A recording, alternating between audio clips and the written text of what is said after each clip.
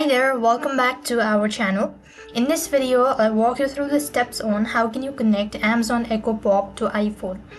To connect an Amazon Echo Pop to your iPhone for the first time, you'll need to use the Alexa app to guide you through the initial step process.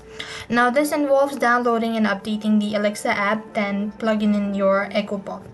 So first thing, open up your iPhone, then go to your App Store and download Amazon Alexa.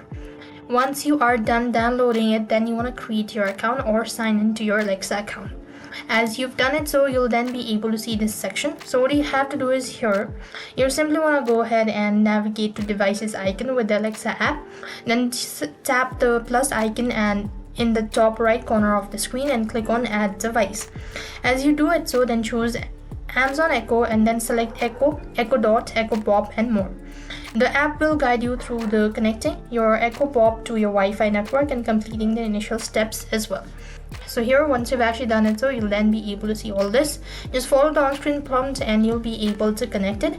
And if you want to use your iPhone as a Bluetooth source for the Echo Pop, you could also pair your iPhone with the Echo Pop through Bluetooth by following this step, you should be able to connect your Echo Pop to your iPhone and start using Alexa.